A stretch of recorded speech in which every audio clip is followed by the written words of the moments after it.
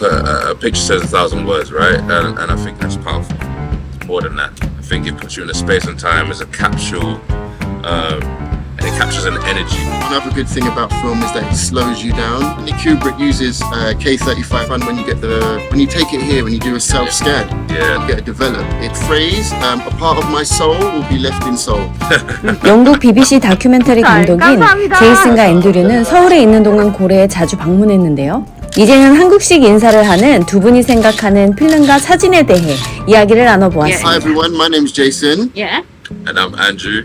And we're here in South Korea at the lovely whale 고래 스튜디오. Gore Studio. It's a real gem here in South Korea and in Seoul especially. It's been a real good find. I think we'll probably start off with what we like about photography, right? Ooh. Okay, so for me, what do I love about photography? For me, it's about capturing that moment. Like a moment that they always say like a picture says 1,000 words, right? And I think it says more than that. I think it puts you in a space and time as a capsule, and it captures an energy. And candids for me are incredible. I think everybody loves a candid, a fake candid, but a real candid moment is when you capture that true joy when they're unaware of the camera.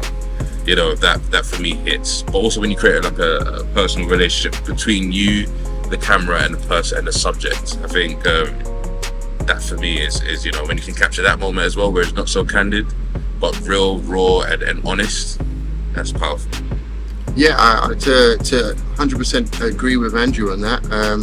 What I particularly love about shooting on film is that you only get one shot at that moment. I think life is made up of a sequence of moments, and we go from the past to the future, but we're always stuck in the present. We can perceive the past and we can perceive the future, but we only live in the moment. So getting that moment is really important, and capturing it on film, there's a certain life or living energy when you capture that still onto the negative. There's no way of getting around it. There's no kind of editing or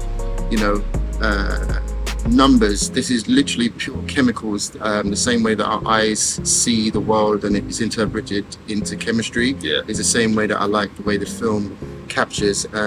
One other good thing about film is that it slows you down. We all travel through life, and especially now in the modern world, we're traveling through life at 1,000 miles an hour. And I feel like the time that it takes you to figure out, is this shot important? Why am I taking it? When am I taking it? What does it mean afterwards? Is really important when you're using a film camera, whether it's 35mm, medium format, or anything like that. And also, it's also really fun when you take it here, when you do a self-scan, get it developed. It's amazing. I mean, like, it's funny that so my journey into film, to taking film stills and pictures, is quite new. Thanks to Jason. I started off with a 5D. Well, I mean, start off with your phone, your 5Ds. Then I moved to an X100V, which gives me a film-like look, but not exactly the film experience. And recently I've been playing with the Mamiya, and of course your camera as well, your Canon as well, and it's been a pleasure. I think today was being able to look through and just seeing the end result. You know, you take that picture, you hear that crank, you hear that machine, and that feeling gets really addictive, man. It's been winning me over for sure. But then seeing the end results and just seeing like, wow, okay, in that moment, that passion that you're feeling is now transferred and it's there in some form of permanence. It's really exciting. I think I've been sort of working my way from the digital era back to sort of the old school, and it's been a pleasure so far. And I think Korea is probably the best place to do it so far. The lights, your nighttime shoots are filled with colour all over the place. Your daytime's got a lot of character. Lots of colour. Yeah, and the people as well. People are about their daily lives, and I think just witnessing that, capturing that is really important. Really fun for the journey. And just it's all these photos are just a memory. It's a memory in time. It brings you back to that place. And coming here and getting the self-scan, the process is really easy. The staff are really friendly, so I would definitely recommend coming here and doing it. As Andrew said, it's probably one of the better countries in the world to really be into photography. Yeah. And then when you come and see it, it's like, oh, I've forgotten about how that photo looked. I've forgotten about it. But there's something visceral about film. And you know, I myself, we're both directors, and we're here in Seoul doing a documentary for BBC back home, and it's been a pleasure being here. It's the first time I've been in South Korea, and definitely probably not the last time. To use a cheesy phrase, a part of my soul will be left in Seoul. But, yeah. What's your favorite film star? My favorite film stock? That's a very tricky question. I haven't used, so one of the other good features about coming to this particular photo studio is that they have so many different ranges of film stock, which is some I've never even heard of, like some cine film, some great color choices of black and white, great colors of like negative film, medium format, loads of different colors. Yeah, they're playing around with it. I feel like, for me, I've always grown up on Kodak Portra, which is kind of like the safety film, but I've really enjoyed shooting on more cinema style film stocks, which pushes me to get my framing right, really think about my colors, think about my exposures, which is, I found really less forgiving because the film stocks are kind of more rigid, whereas Portera, it's a bit more forgiving, more dynamic range to be able to capture the lows and highs, whereas the film stock is very specific look, and you know, sometimes it's very contrasty, sometimes it's not, and like getting my head around that. But like I've loved experimenting. Yeah, I think for me that Cine Still 800. It's funny because when we're making TV or producing, directing at night time, sometimes it becomes a headache when you're working with no lights.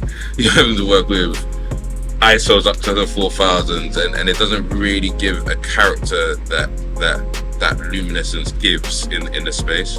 So being able to use that sort of camera and use that film stock, honestly, the end results just go, oh, there's that hidden character. Yeah, there's a hidden character that your eyes are trying to perceive.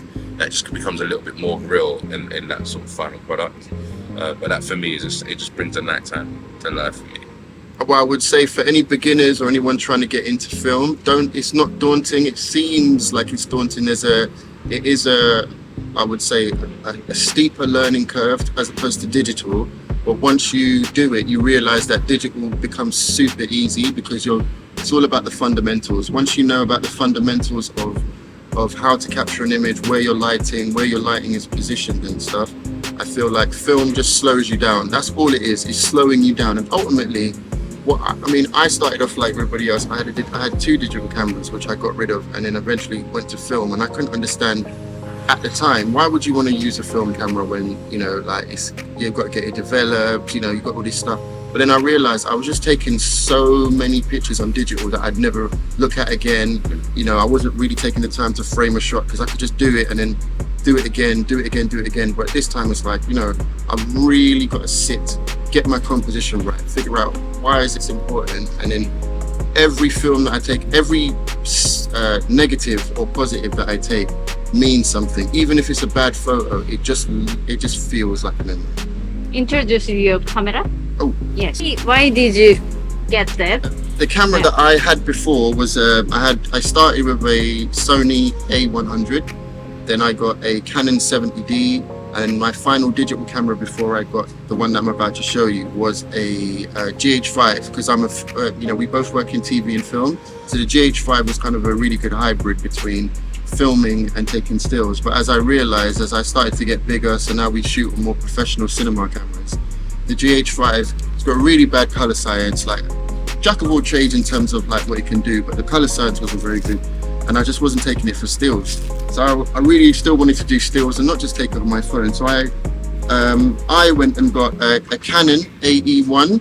There's 2 versions of this. This one that I've got is the program version. So essentially it means you can put it into program and it becomes just a point and shoot. But if you're more, trying to be more creative and actually really get into the art of it, you've got the shutter speed here, your aperture ring, and your focus ring. And what is unique, the reason why I went for this particular camera is because of these lenses. If anyone knows that, Canon FD are one of the best vintage lenses that you can get around. These lenses are the younger siblings to the legendary K35 cinema lenses that have shot on some of the most iconic films, from Alien to Stanley Kubrick's The Shining. Like, Stanley Kubrick uses K35s, and now if you was to find, you can't get these lenses anymore as well because they're slightly radioactive. They don't make these components anymore, and if you can find them, it's a dime a dozen. And also, if you can find the K35 versions of these, go for nearly 100 grand. And this has got the same optics as the K35s. You can convert them for about 20 grand and you can get a whole nice set of them. But for photography, they're fantastic because they're larger than full frame. So you can take this, you can put it on a nari, you can put it on an FX6, you can put it on any camera. The optics are unbelievable. They give a really good characteristic. This here is a 85mm, and as you can see, it's just beautiful, nice, smooth focusing. You can get the aperture deflicked if you want for when you're using film. Obviously this is a 35mm camera, so full frame equivalent. Again, this is a 35mm, and they're really fast. This is a 1.8. And this one is a 2.8. Got the whole range, haven't you? And I've got the whole range. And again, in Korea, I found a 17mm that me and the boys were looking for, which was one of the things to complete my set. I have a 70-200, I have a 135, I have an 85, I have a 35, I have a 28, I have a 17. And I'm debating on whether to get the 20. I was talking to my friend Andrew here, and we were looking at the 20mm. And you know, the 17 is great, but it has got a little bit of a distortion. Whereas the 20mm, you know, it's only a 3mm difference, but there's no distortion. So it's a debate. I don't need it, but maybe. But yeah, this is a really good camera to start off with. It's fairly cheap. Another one I would recommend is a Leica R4, which is again, I prefer to get lenses, a stills camera which you can change the lenses on, because it allows you the little bit of versatility. Yes, it's a bit of a ball ache when you're changing, moving off lenses, but it just gives you a little bit more flexibility, especially if I want to do macro photography or I want to do like landscape photography. I'm not like limited to one. Well, I mean, I'm starting my journey, so funny enough, we're actually gonna go buy, look at which one to buy. So I mean, it's probably going to be before this reaches YouTube, but any comments that they want to suggest their favorite film camera, please do so. For beginners, intermediate and expert level. How about that for a challenge? True joy when they're unaware of the camera, you know, that for me hits. But also when you create like a 수정합니다. 다음 영상에서는 사진에 대한 더 많은 이야기와 다큐멘터리 감독에 대한 이야기도 들을 수 있으니 다음 영상도 기대해주세요.